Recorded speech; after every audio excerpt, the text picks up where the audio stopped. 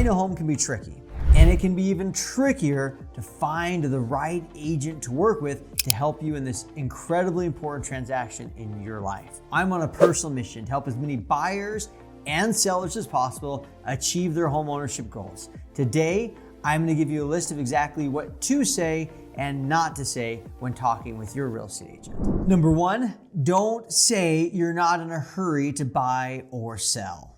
Now, you might say, well, Graham, I'm not.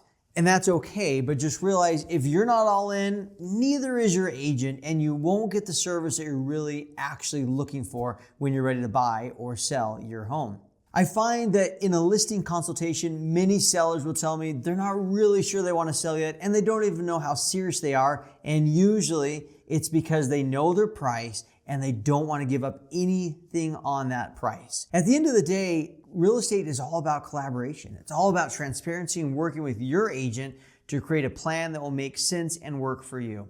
If I have a suggestion to you in buying or selling a property and working with the real estate agent, be incredibly transparent with what your goals are and why you want to move and exactly what your numbers need to be, and then identify together a plan to make it happen. Where do you want to price your home? How do you want to position the marketplace? And what kind of marketing will you do to be aggressive and get your home in front of as many people as humanly possible? Number two, never tell a real estate agent they're the only ones interviewing for the job. Make sure they know that this is a competitive listing, that you'll be interviewing 2 to 3 agents, and that you will give them a certain amount of time to prepare and then present your assessment on their house, how it could sell, how much it could sell for, and what the timeline looks like, and then give them a timeline of when you'll be making a decision.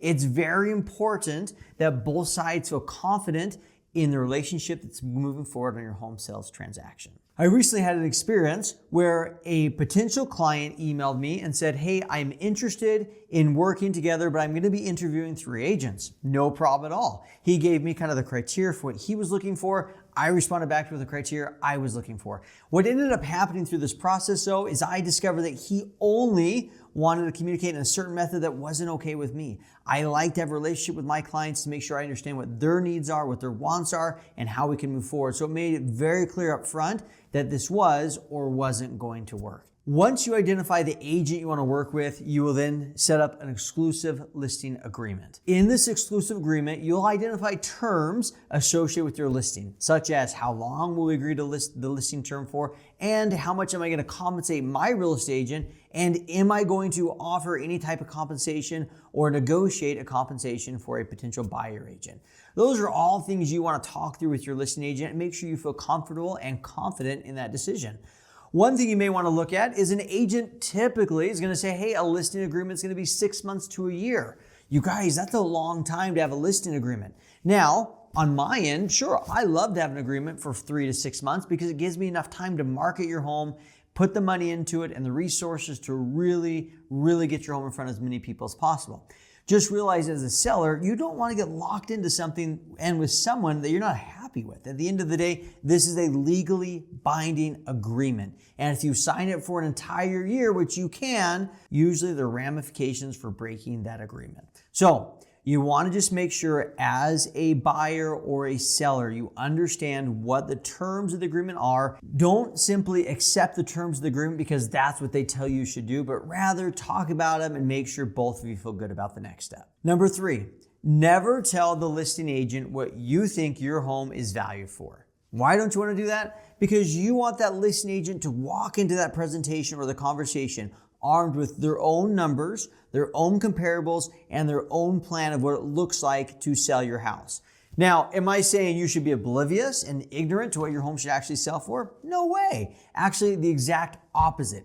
You want to make sure you have your numbers, your comps, and know what homes in the neighborhood sold for because you want to get an idea if this agent really knows the area and knows what they're talking about. The more prepared you are on the backside, but hold your cards in front of you so the agent can't see them, the better you guys are at coming together on a great price and a great positioning strategy for your home. Number 4, never ask an agent if it's a good time for you to sell. Well, the reality is, you guys, an agent can tell you every single reason why the market is good for you to buy or to sell right now. And sometimes it feels a little bit like commission breath. My job is not to tell you when exactly to time the market and move forward on it, but rather give you up-to-date data and information what the market's doing today. You are the ultimate driver in this car. You need to decide if and why today or this time in your life is the right time to buy and sell. And then you collaborate and work with an agent to find out what is the best strategy to maximize your profits in order to sell your home. Number 5, don't tell an agent you don't need to hear their marketing plan. You absolutely need to hear what they're going to do to help you sell your house. You should understand who they use for the photographer. Do they put your home online? Is it going to go on the MLS? Does it go on local classified ads? Are you going to make sure that your home is also marketed on social media places and websites? You also want to find out, how do they get people into the home? Are they using lock boxes? Are they using mechanical key boxes or super key box?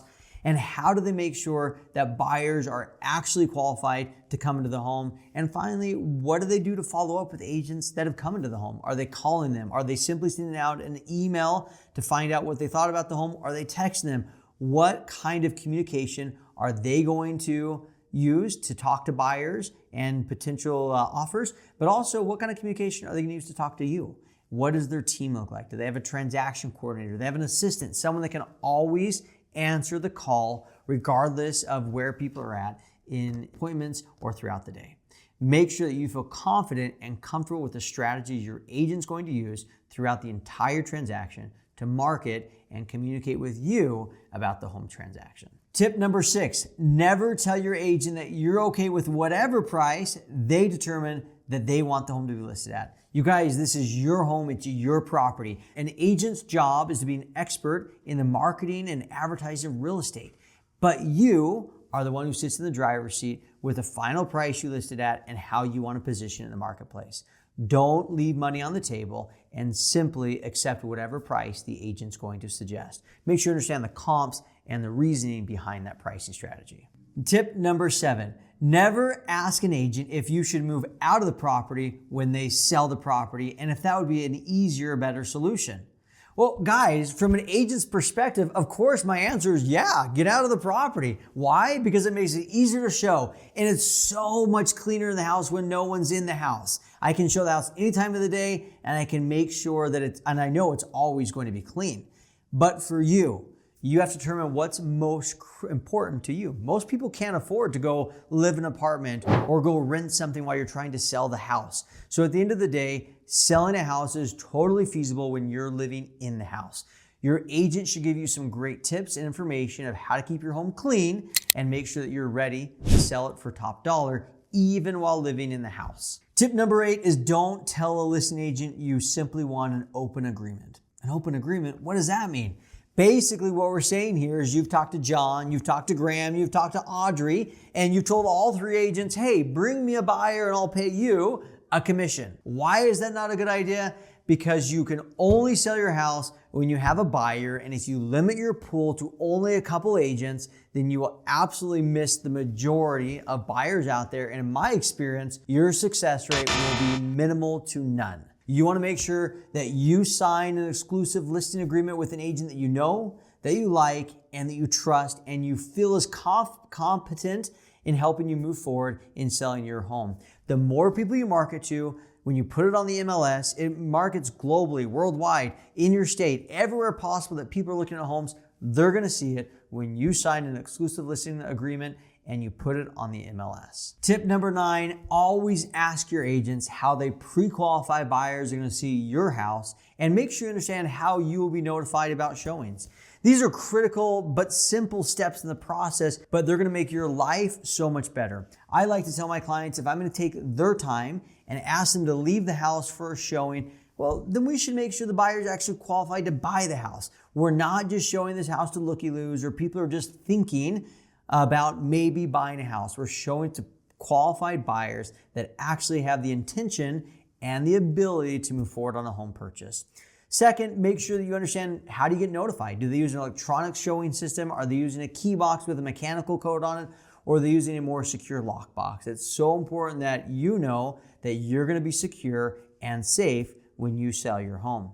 And finally, make sure you understand how that agent's going to advertise and communicate the great things about your house. Every seller has things they absolutely love about your home, and those are things we want to make sure we communicate because they increase the value or the perceived value of your home. So make sure your agent has plans in place on the remarks, and maybe even in the house they have things that identify and advertise some of the coolest features that every buyer needs to know. Earlier I talked about lock boxes and how to keep you safe when selling your house. Watch this video for a 4-step process on how to make sure you and your family are safe the next time you sell your home.